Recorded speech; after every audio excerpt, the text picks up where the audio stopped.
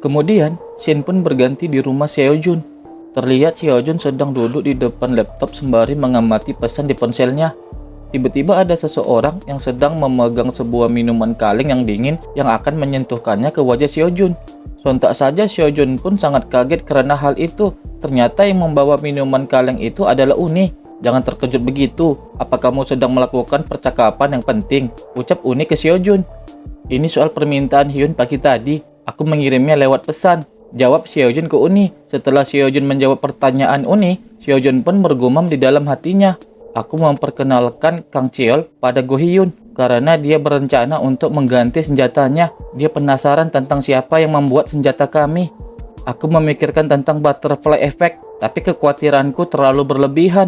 Dan yang terpenting Go Hyun adalah gadis yang baik kan? Saat aku pertama kali mendengar permintaannya, aku dipenuhi oleh perasaan khawatir dan keraguan. Tapi seperti yang dikatakan Uni, Go Hyun merupakan orang yang baik. Dia tidak menunjukkan apapun selain niat baiknya yang murni. Sampai sekarang, daripada niat buruk. Dia berbeda dari Go Hyun yang kukenal yang telah mengalami segala macam kesulitan. Aku menilai kalau dia adalah seseorang yang dapat kupercaya. Lalu, Uni berkata kembali ke Seojun, apa kamu sedang mempelajari ujian akhir besok? Kita sudah diberitahu lokasi ujiannya, jadi aku sedang menelitinya terlebih dahulu. Aku sedang mengumpulkan informasi agar kita berdua dapat menyelesaikan ujiannya tanpa ada masalah. Jawab Seojun ke Uni. Seojun, terima kasih untuk segalanya, bahkan sampai tidak bisa kuhitung satu persatu. Ucap Uni ke Seojun. Mendengar perkataan Uni yang tiba-tiba seperti itu, Seojun pun tidak menyangkanya, sampai-sampai membuat wajahnya mewarna. Uni, aku baru pertama kali melihatmu minum. Kamu mabuk ya? Saut Seojun ke Uni. Kamu? Aku serius tahu. Balas Uni ke Seojun dengan sedikit kesal. Aku tidak tahu kamu berterima kasih untuk apa, tapi belum terlambat untuk memberitahuku setelah ujian. Jadi beritahu aku dengan benar begitu saat itu tiba. Dengan kemampuan kita, ujiannya akan selesai dengan sekejap. Ucap lagi Seojun ke Uni. Aku tidak tahu sejak kapan aku berbicara tanpa banyak berpikir. Kalau aku akan menghadapi peristiwa yang belum pernah kualami bahkan sebelum regresiku. Seperti itu, pikir Seojun di dalam benaknya, menilai situasi yang dialaminya kala itu. Kemudian, scene berganti lagi di sebuah tempat yang bernama Gunung Guana. Di sana, ujian Hunter terakhir akan dilaksanakan. Ujiannya adalah menyelesaikan dungeon pemula yang telah ditentukan bersama dua peserta yang dipilih secara acak. Skor dari ujian akhir tergantung dari seberapa baik kau bekerja sama dan berkontribusi pada rekanmu. Karena kontribusimu menentukan apakah kau akan mendapat imbalan atau tidak.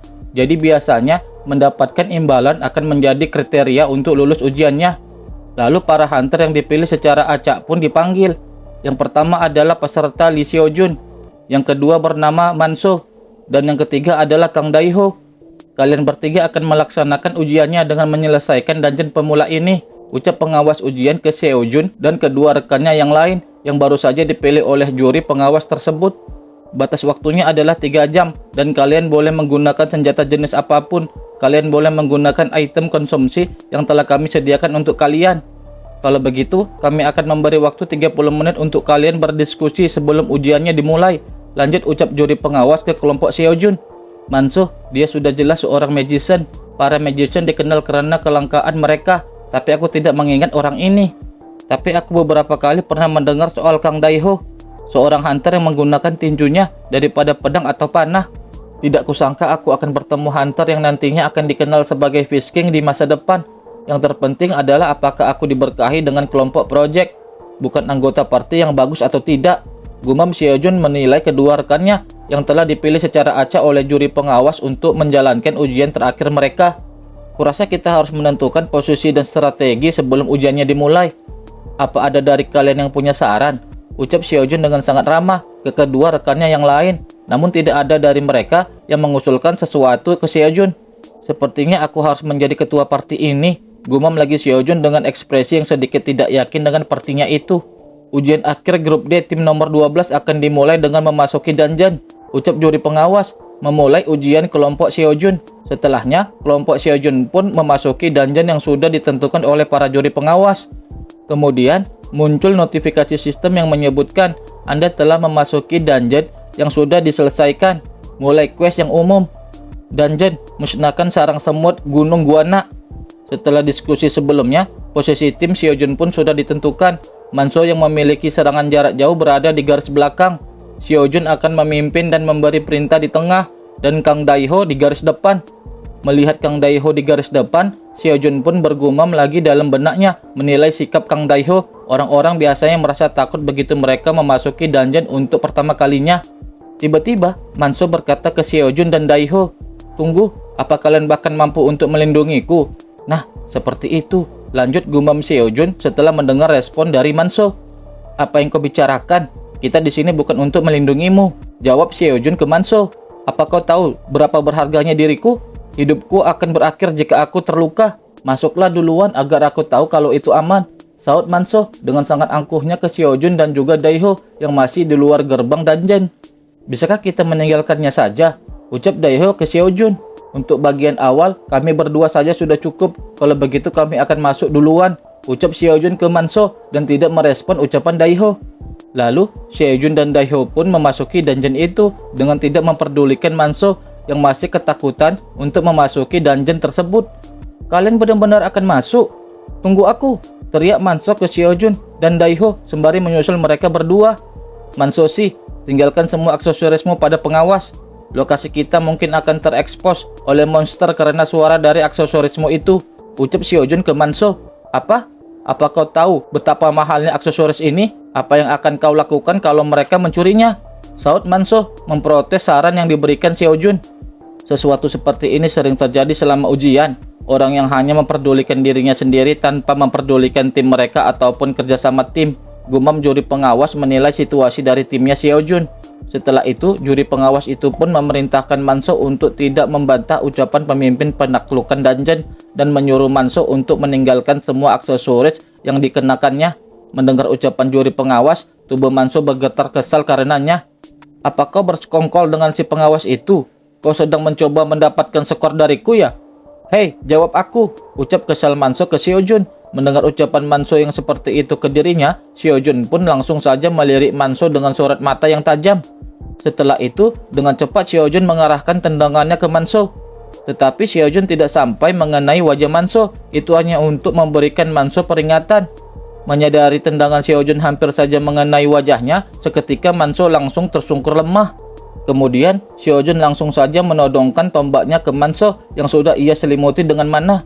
"Ku beritahu padamu untuk yang terakhir kali, Manso sih, tinggalkan semua aksesorismu," ucap Xiaojun dengan nada yang mengancam ke Manso. Setelah melihat sikap Xiaojun seperti itu ke dirinya, sontak saja Manso langsung menuruti apa yang telah diperintah Xiaojun tadi. Gerakan yang cepat dan alami tanpa ada kesempatan untuk bereaksi. Dia bahkan memperhitungkan dengan akurat jarak intimidasinya. Gumam juri pengawas menilai gerakan yang telah Xiaojun tunjukkan untuk memperingati Manso. "Kudengar ada seorang peserta yang mendapatkan nilai di ujian tulis dan menyelesaikan ujian praktek dalam waktu singkat. Sebuah benih langka telah muncul," lanjut gumam sang pengawas menilai kemampuan Xiaojun kala itu. "Aneh, sudah cukup lama kami masuk, tapi tidak ada satupun semut yang mengawasi. Bahkan lumut bercahaya yang dimakan oleh Stone End pun masih tersisa." Ada saat di mana pengawas diam-diam menciptakan situasi yang tidak terduga untuk mengukur bagaimana para peserta menangani situasi tersebut. Tapi meskipun begitu, gumam Xiaojun di dalam benaknya menilai situasi di dungeon yang mereka masuki itu. Tiba-tiba, Daiho memperingati mereka semua. "Tunggu, ada sesuatu yang aneh di sana," ucap Daiha ke timnya karena ia melihat sebuah lubang besar yang tepat berada di hadapan mereka. Lalu, Xiaojun pun memeriksa lubang tersebut. "Aku bahkan sekalipun belum pernah melihat ini saat memusnahkan sarang semut. Situasi yang tidak terduga seharusnya lebih sederhana daripada ini," gumam lagi Xiaojun di dalam benaknya setelah memeriksa tanda-tanda yang aneh yang belum pernah ia lihat sebelumnya.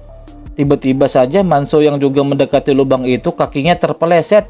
Melihat akan hal itu, Xiaojun yang tepat berada di sebelahnya pun sangat kaget karena situasi yang dialami Manso. Kemudian, Manso pun telah terperosok ke dalam lubang tersebut. Untungnya, Manso masih sempat memegang ujung tombak Xiaojun. "Manso sih, jangan bergerak," ucap Xiaojun yang panik melihat kondisi Manso kala itu. "Ada sesuatu yang menarikku," sahut Manso memberitahukan kondisinya. "Apa maksudmu dengan menarik?" ucap Xiaojun bertanya ke Manso. Setelah itu, tiba-tiba seekor monster semut raksasa keluar dari dalam lubang mendekati Manso yang masih dalam posisi tergantung. Menyadari akan hal itu, Manso pun berteriak meminta tolong untuk diselamatkan. Apa itu Endevourer? Gumam Xiaojun bertanya-tanya di dalam benaknya setelah melihat sosok monster semut raksasa itu. Tak lama, terlihat tangan Manso melepas genggamannya dari ujung tombak Xiaojun karena tidak kuat akan tarikan dari monster semut raksasa yang menariknya. Lalu Manso pun berteriak dengan sangat kuatnya yang berbarengan dengan tubuhnya ditarik ke dalam oleh monster semut di hadapan Xiaojun juga Daiho. Melihat itu, spontan saja Xiaojun langsung melompat ke dalam lubang semut itu mengejar Manso yang dibawa oleh monster semut. Melihat Xiaojun melompat ke dalam lubang semut itu, Daiho pun melompat juga mengikuti Xiaojun. Kita akan turun untuk membantunya, ucap Xiaojun ke Daiho. Mendengar ucapan Xiaojun, Daiho pun menurutinya. Tunggu, berhenti, teriak juri pengawas ke Xiaojun dan juga Daiho yang telah memasuki lubang semut raksasa itu. Itu bukan zona ujiannya, gumam Xiaojun di dalam benaknya. Setelah itu, notifikasi sistem pun muncul kembali. Anda orang pertama yang memasuki dungeon tersembunyi. Mulai quest spesial, dungeon tersembunyi, musnahkan Endevourer Cave. Setelah notifikasi dari sistem selesai, kemudian terlihat tangan Xiaojun ditarik oleh Daiho. Apa kau baik-baik saja? Ucap Daiho selepas menarik Xiaojun yang tadi telah terjerembab. Terima kasih, jawab Xiaojun ke Daiho. Apa kau melihat pemberitahuan barusan? Tanya Xiaojun ke Daiho. Ya, sesuatu tentang quest spesial, jawab Daiho. Tiba-tiba, ekspresi Xiaojun dan Daiho terlihat kaget. Ternyata, ekspresi mereka berdua seperti itu dikarenakan mereka telah memasuki markas dari monster Endevourer Cave. Dungeon tersembunyi. Kita telah memasuki dungeon tersembunyi, ucap Xiaojun juga Daiho setelah melihat tempat itu.